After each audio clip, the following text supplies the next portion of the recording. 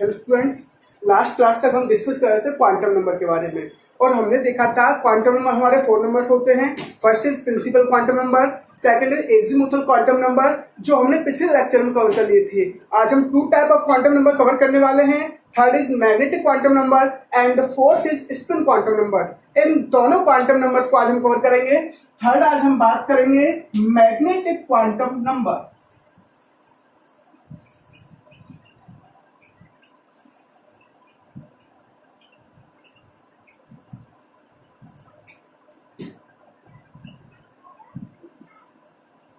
Magnetic quantum number represented by small m, and it's to give idea about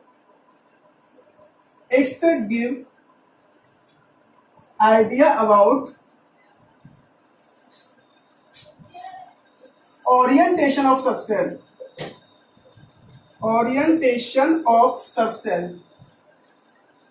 and number of orbits present in cell, number of orbitals in subcell।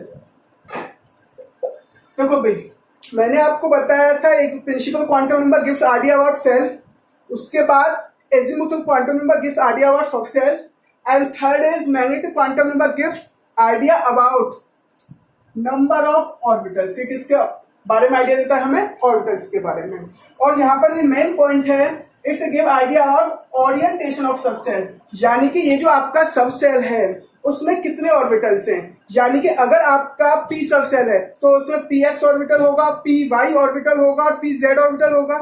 P x orbital क्या होगा? P x के अलग होगा। P Y orbital क्या होगा? Y orbital Y x के अलग होगा।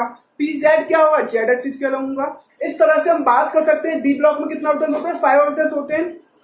D X Y, D Y Z, D Z X, D X square minus Y square, D Z square. यानी कि एवरी ऑर्बिटल रिप्रेजेंट ओरिएंटेशन, यानी कि वो क्या करते हैं? फिक्स ओरिएंटेशन, फिक्स प्लेस रखते हैं। वो किस एक्सिस के अबाउट बात करेंगे हम, किससे आइडिया मिलेगा हमको? Magnetic quantum number. Actually magnetic quantum number हमें क्या बताता है? ऑर्बिटल्स बताता है। एक चीज याद रखो, देखो ये जो मैग्नेटिक क्वांटम नंबर है डिपेंड अपॉन द एल, यानी कि ये किस पर डिपेंड करता है? एजीमुथल क्वांटम नंबर पर डिपेंड करता है। तो हम कह सकते हैं इट डिपेंड्स अपॉन एल, यानी कि जो एम है वो एल पर रिप्रेजेंट करता है। अगर हम बात करें टोटल नंबर, यानी कि जितने नंबर ऑफ एल होंगे, एक चीज याद रखो, देखो जो ऑर्बिटल का नंबर होगा किसी सबसेल में, जो ऑर्बिटल का नंबर होगा वही किसका नंबर होने वाला है? एम का नंबर होने वाला है। और एक चीज याद रखो, total number of M is equal to 2l plus 1। तो एम की वैल्यू क्या होने वाली है आपको याद रखना है, टोटल नंबर ऑफ एम क्या होंगे? 2l प्लस 1 होगा। और जितने नंबर ऑफ ऑर्बिटल्स होते हैं उतने ही क्या होते हैं? आपके एम होते हैं। ये बात समझ में आ गई होगी आपको, उतने नंबर क्या होते हैं? आपके एम होते हैं। और हम बात करें वैल्यू जो है इसकी कहां से कहां तक बिलोंग करती है उसकी बात कर रहे हैं। ये जो आपकी एम की वैल्यू है -l टू l तक बिलोंग करती है, -l टू प्लस l तक बिलोंग करती है और इंक्लूडेड 0। और यहाँ क्या इंक्लूड होता है? इंक्लूडिंग 0, और यहाँ पर हम 0 को भी इंक्लूड करते हैं। -l से +l तक की जो भी आपकी वैल्यू होंगी जहां 0 इंक्लूड होगा। बातें आपको बिल्कुल समझ में आ गई होगी। टोटल वैल्यू ऑफ एम क्या होगा? 2l plus 1। जैसे अगर हम समझने की कोशिश करें, अगर मैं बात करने लगूं मेरे पास, चलो एक टेबल से इसको अच्छी तरह से समझने की कोशिश करते हैं। लेकिन एक चीज आपको पता पड़ गई होगी, ये जो मैग्नेटिक क्वांटम नंबर है स्मॉल एम से रिप्रेजेंट करते हैं। ये क्या बताता है? ओरिएंटेशन ऑफ सबसेल बताता है, यानी कि ऑर्बिटल के बारे में हमको बताता है। और एक चीज याद रखो, जितने नंबर ऑफ ऑर्बिटल्स होते हैं उतनी ही आपकी एम की वैल्यू होती है। एम की वैल्यू एल पर डिपेंड करती है और total number of M is equal to 2l plus 1, जिसकी वैल्यू -l से +l तक होती है, जहां आपका 0 भी क्या होता है? इंक्लूड होता है। आओ एक टेबल से इसको समझने की कोशिश करेंगे। हम बात करें, यहां पर हम लिख दें value of L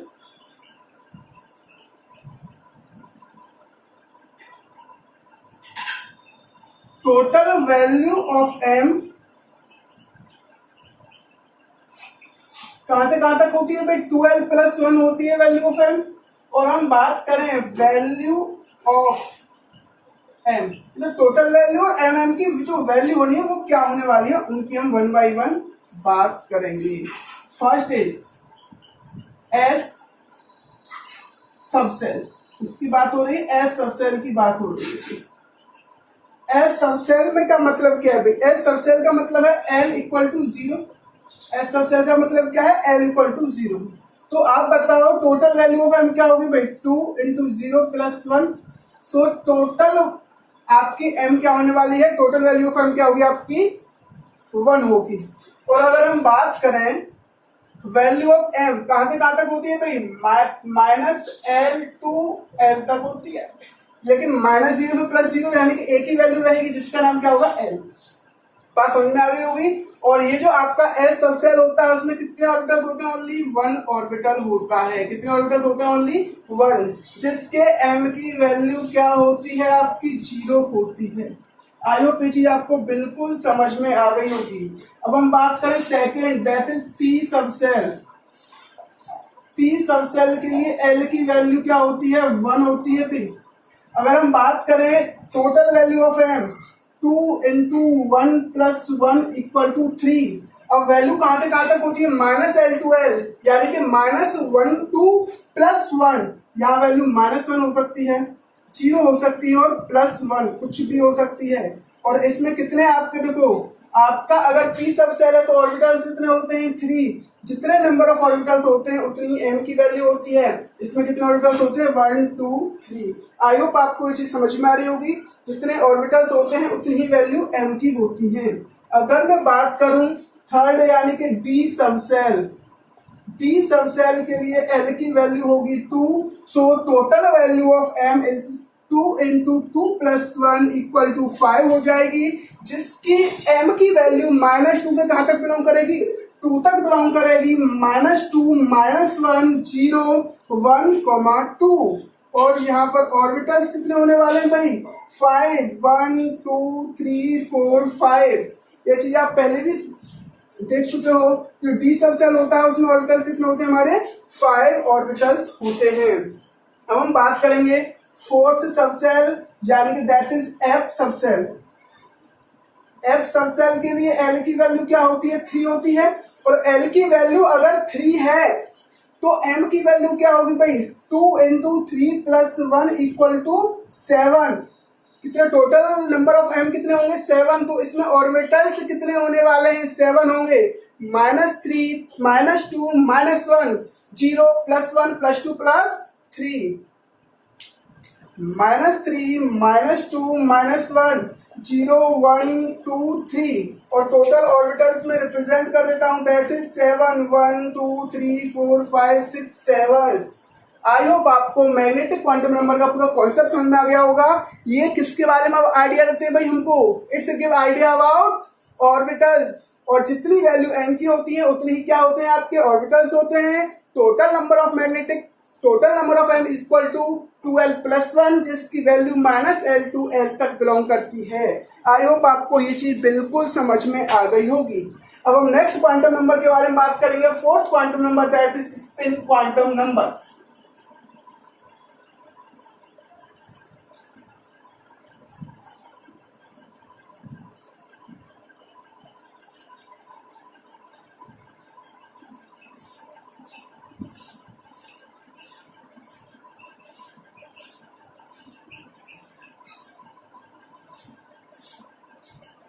it is represented by small S.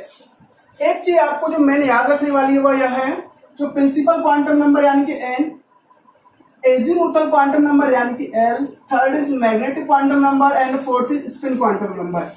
Starting वाले ये जो आपके 3 क्वांटम नंबर्स हैं वो श्रोडिंगर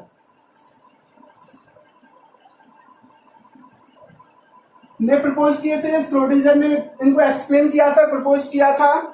लेकिन ये जो आपका लास्ट क्वांटम नंबर है, स्पिन क्वांटम नंबर है, ये हमने अज्यूम किया यानी कि माना हुआ है, ये किसी ने प्रपोज नहीं किया हुआ है। हम कुछ भी नंबर मान सकते हैं, एक्चुअल में ये क्या किया गया है, अज्यूम किया गया क्वांटम नंबर है। स्टार्टिंग के 3 तो श्रोडिंगर ने एक्सप्लेन किए थे, ये जो थर्ड स्पिन क्वांटम नंबर होता है वो क्या होता है, आपका अज्यूम किया हुआ क्वांटम नंबर है। जैसे हम बात करते हैं इलेक्ट्रॉन न्यूक्लियस के अराउंड तो रोटेट करता है, लेकिन अपनी एक्सिस पर वो क्या करता है, घूमता है। जैसे लाइक अर्थ जो होती है क्या करती है, सन के अराउंड रिवॉल्व करती है और अपनी एक्सिस पर क्या करती है, वो रोटेट करती है। इसी तरह से इलेक्ट्रॉन न्यूक्लियस के अराउंड घूमता है और अपनी एक्सिस पर क्या करता है, वो स्पिन करता है। तो हम कह सकते हैं electron revolve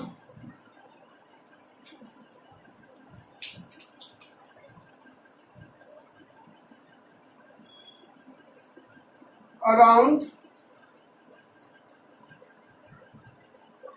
nucleus as well as its own axis, और अपनी एक्सिस के अराउंड भी वो क्या करता है, रोटेट करता है।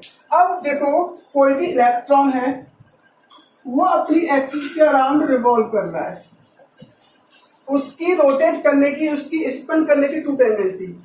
यह इलेक्ट्रॉन क्लॉकवाइज भी रोटेट कर सकता है और एंटी क्लॉकवाइज भी रोटेट कर सकता है। It's rotate about 2 type, first is clockwise, second is anti clockwise. अगर वो क्लॉकवाइज रोटेट कर रहा है it is a anti clockwise, और ये क्या कर सकता है, वो क्लॉकवाइज भी रोटेट कर सकता है। बात समझ में आ गई होगी। और अगर वो क्लॉकवाइज रोटेट कर रहा है तो उसका स्पिन क्वांटम की वैल्यू हम +½ से अज्यूम करते हैं, और अगर वो एंटी क्लॉकवाइज रोटेट कर रहा है तो उसकी स्पिन क्वांटम नंबर की वैल्यू हम किसे रिप्रेजेंट करते हैं, -½ से रिप्रेजेंट करते हैं। हमने अज्यूम किया हुआ है भाई, बात समझ में आ रही है। जो अज्यूम किया है उसको +½ इसको -½ इसको -½ भी ले सकते हैं, इसको +½ भी ले सकते हैं, कोई प्रॉब्लम नहीं है। लेकिन ऊपर जो अज्यूम किया है यहाँ पर +½ लिया हुआ है, यहाँ पर -½ लिया हुआ है। और एक चीज याद रखो, प्लस यानी क्लॉकवाइज डायरेक्शन, यानी क्लॉकवाइज की डायरेक्शन क्या होती है बेटा, अपवर्ड एरो से रिप्रेजेंट करता हूँ। एंटी क्लॉकवाइज इलेक्ट्रॉन की डायरेक्शन को हम डाउनवर्ड एरो से रिप्रेजेंट करते हैं। जैसा कि आपने देखो किसी ऑर्बिटल में देखा होगा, अगर इलेक्ट्रॉन क्लॉकवाइज मूव कर रहा है तो अपवर्ड डायरेक्शन, यहाँ पर ओनली हाफ एरो, पूरा एरो नहीं लगाते बेटा। और अगर ये डाउनवर्ड है तो एंटी क्लॉकवाइज डायरेक्शन। किसी भी ऑर्बिटल में दोनों इलेक्ट्रॉन एक ही डायरेक्शन की नहीं हो सकती, एक क्लॉकवाइज होगा तो दूसरा एंटी क्लॉकवाइज होगा। आई होप ये चीज आपको बिल्कुल समझ में आ रही होगी। एक इलेक्ट्रॉन और क्लॉकवाइज होता है तो दूसरा इलेक्ट्रॉन एंटी क्लॉकवाइज होता है, जिस वजह से टोटल स्पिन क्या हो जाता है, इनर ऑर्बिटल कैंसिल आउट, अगर वो क्या हो, पेयर्ड हो। आई होप आपको ये चीज यहाँ पर बिल्कुल समझ में आ गई होगी, स्पिन क्वांटम नंबर का रोल क्या होता है। अब हम बात करने वाले हैं कुछ फॉर्मूलेज की। अब हम बात करेंगे कुछ फॉर्मूले की, that is spin magnetic movement. Spin magnetic momentum का मतलब क्या है, स्पिन मैग्नेटिक मूवमेंट का मतलब क्या है, आपको याद रखना है। n+2bn स्पिन मैग्नेटिक मूवमेंट का फॉर्मूला है √n n+2bm। इसकी क्या है, यूनिट। bm का मतलब हो गया बोर्न मैग्नेटॉन। देखो इसको समझो, स्पिन मैग्नेटिक मूवमेंट क्या होता है, √n+2 वेयर n, जहां पर आपका n नंबर ऑफ सेल नहीं है, यहां पर होता है n = number of unpaired electron. यानी कि किसी ऑर्बिटल में, किसी भी सेल सब सेल में जितने अनपेयर्ड इलेक्ट्रॉन्स होंगे पूरी तरह से वो पेयर अप नहीं होगा। इस तरह सपोज इलेक्ट्रॉन सिर्फ है 1 2 3 4, तो ये अब कितने अनपेयर्ड इलेक्ट्रॉन हो गए, 2 अनपेयर्ड इलेक्ट्रॉन हो चुके हैं। इस कॉन्सेप्ट को हम आगे भी पढ़ेंगे भाई अभी हम। तो आपको याद रखना है, नंबर ऑफ अनपेयर्ड इलेक्ट्रॉन का मतलब होता है n, और जिसका स्पिन मैग्नेटिक मोमेंट निकालने का फॉर्मूला होता है √n n+2bm। आइयो आपको ये चीज बिल्कुल समझ में आ गई होगी। अगर सपोज दैट मेरे पास 2 अनपेयर्ड इलेक्ट्रॉन हैं तो magnetic movement S, spin magnetic movement क्या होगा भाई, अगर सपोज ये कंडीशन है, इसका मतलब कितने अनपेयर इलेक्ट्रॉन है भाई, 2 अनपेयर इलेक्ट्रॉन है, तो स्पिन मैग्नेटिक मोमेंटम होगा 2 bm, यानी कि √8 bm हो जाएगा।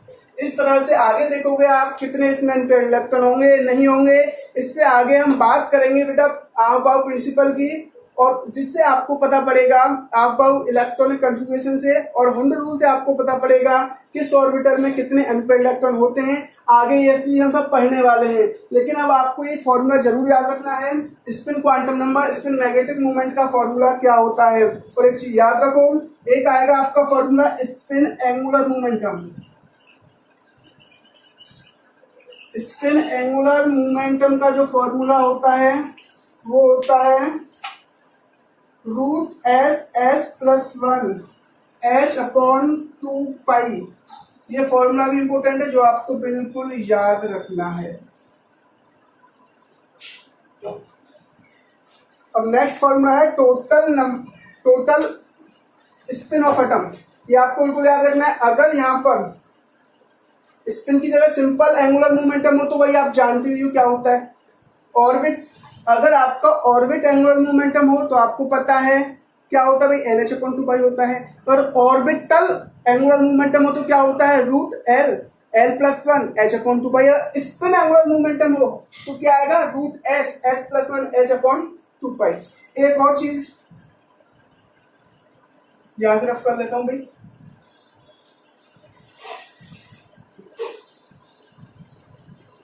ये चीज यहां तक आपको बिल्कुल समझ में आ गई होगी। आओ चलो इससे रिलेटेड कुछ क्वेश्चंस करते हैं। Calculate total number of orbitals. कुछ क्वेश्चंस कर लेते हैं। Calculate total number of orbitals in third cell. Third cell में आपको होता है ना कितने टोटल नंबर ऑफ ऑर्बिटल्स होंगे भाई, ये चीज आपको बिल्कुल सोचने वाली चीज है। आपका क्या कौन सा सेल है भाई, थर्ड सेल है, n=3 है। और n=3 है तो आपको ये देखना है कितने आपके ऑर्बिटल्स होने वाले हैं। देखो अगर आपको सेल पता है तो सेल में क्या पता होता है, आपको सब सेल पता होता है, और सब सेल में फिर क्या निकालना है हमको, ऑर्बिटल्स निकालने हैं। तो आपको पता है देखो अगर n=3 होता है यानी कि थर्ड सब सेल होता है तो इसमें कितने सब सेल होते हैं भाई, कौन कौन से आपके सब सेल हो सकते हैं, S सब सेल हो सकता है, P सब सेल हो सकता है, D सब सेल हो सकता है। क्या F सब सेल होगा, नहीं होगा। जितने नंबर ऑफ सेल होते हैं उतने ही नंबर ऑफ सब सेल होते हैं, यानी कि आपका S हो गया, P हो गया, D हो गया, यानी कि 3 सब सेल हो गए।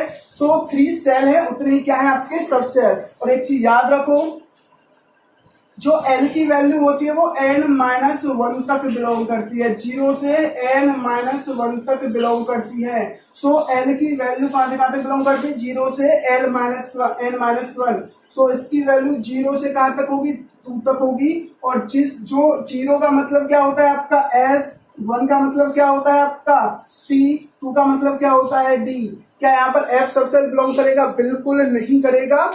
तो यहाँ पर हम बात कर सकते हैं, एक तो हमारा थर्ड सेल में S सेल सब सेल होगा, P सब सेल होगा, और क्या होगा, D सब सेल होगा। S सब सेल होगा, P सब सेल होगा, और हमारा क्या होगा, D सब सेल होगा। आई होप ये चीज आपको बिल्कुल समझ में आ रही होगी। और आपको पता है S सब सेल में ऑर्बिटल कितने होते हैं, ओनली 1 ऑर्बिटल। P सब सेल में ऑर्बिटल कितने होते हैं, 3 ऑर्बिटल्स होते हैं। D सब सेल में कितने ऑर्बिटल्स होते हैं भाई, 5 ऑर्बिटल्स होते हैं। तो टोटल ऑर्बिटल्स यहाँ 5 ऑर्बिटल्स हैं, यहाँ 3 ऑर्बिटल्स होते हैं, और S सेल में 1 ऑर्बिटल होता है। तो total orbital is equal to कितने हो गए भाई, 4 + 5 दैट इज 9 ऑर्बिटल्स। ये चीज आपको यहाँ तक बिल्कुल समझ में आ गई होगी। या फिर एक और चीज से हम फॉर्मूला निकाल सकते हैं। अगर मैं थर्ड सेल में एक और चीज से इसको सॉल्व कर सकते हैं, अगर मैं इस थर्ड सेल में टोटल नंबर ऑफ इलेक्ट्रॉन निकाल लूं, total number of electrons in S यानी कि थर्ड सब सेल। थर्ड सेल में टोटल नंबर ऑफ इलेक्ट्रॉन का फॉर्मूला क्या होता है भाई, 2n² क्या होता है, टोटल नंबर ऑफ इलेक्ट्रॉन्स का फॉर्मूला। सो थर्ड में कितने इलेक्ट्रॉन होंगे, 2 इंटू 3 का स्क्वायर यानी कि 18 इलेक्ट्रॉन्स। और आप जानते हो एक ऑर्बिटल में टोटल कितने इलेक्ट्रॉन्स होते हैं, 2। तो नंबर ऑफ ऑर्बिटल्स कितने हो जाएंगे भाई बताओ, जितने इलेक्ट्रॉन्स है उसको कितने डिवाइड कर देंगे, 2, क्योंकि एक ऑर्बिटल में कितने इलेक्ट्रॉन्स होते हैं, 2 होते हैं। तो 18/2 इक्वल टू 9 ऑर्बिटल्स। बहुत सिंपल है, इस तरह से आप इन तरह के क्वेश्चन को आसानी से सॉल्व कर सकते हो। तो अब मैं आपको कुछ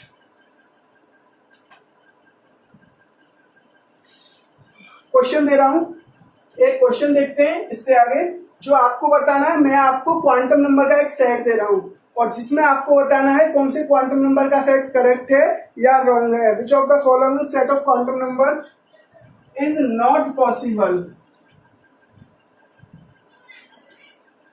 क्वेश्चन इज विच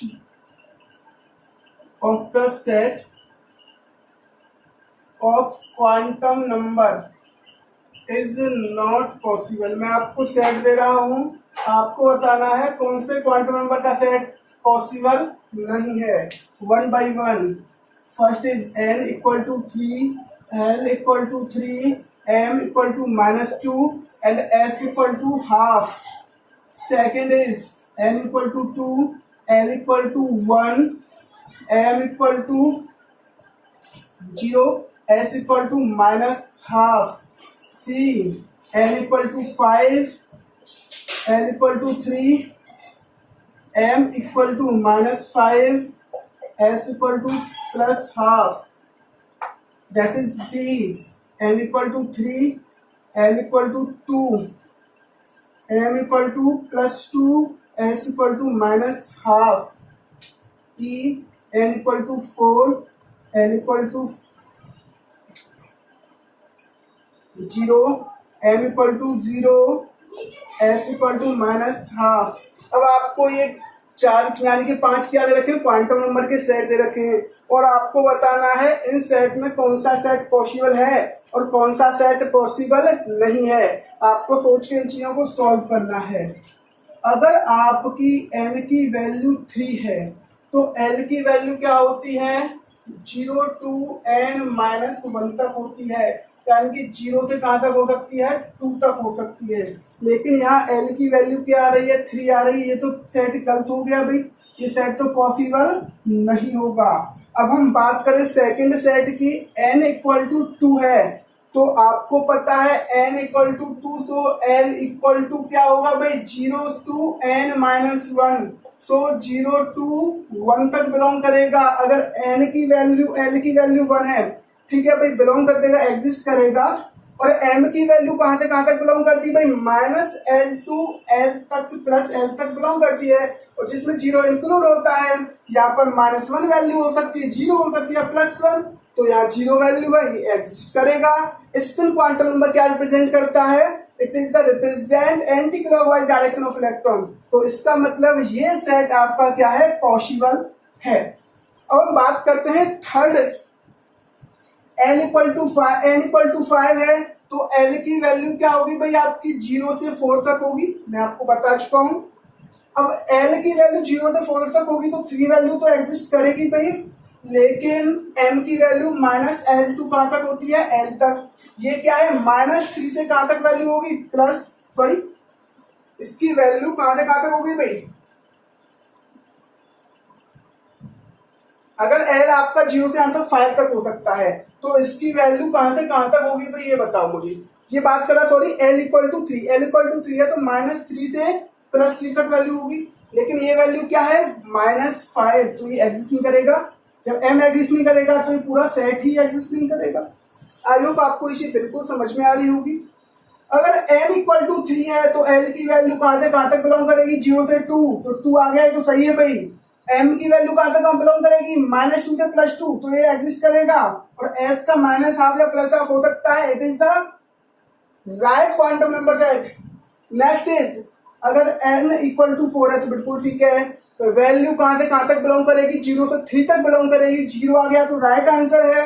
और इसकी वैल्यू मैं आपको बता चुका हूं, अगर l इक्वल टू 0 हो तो m की वैल्यू क्या होगी, 0 होगी, क्योंकि -0 to +0 यानी कि 0, और एस माइनस हाफ हो सकता है। तो आपके फर्स्ट यानी कि ये तीनों सेट क्या है, सही हैं, और 2 सेट क्या है आपके गलत हैं। इस तरह से आपको कौन सा क्वांटम नंबर पॉसिबल है, कौन सा पॉसिबल नहीं है, ये चेक करना आना चाहिए। आई होप आपको ये चीज बिल्कुल समझ में आ गई होगी। Next question,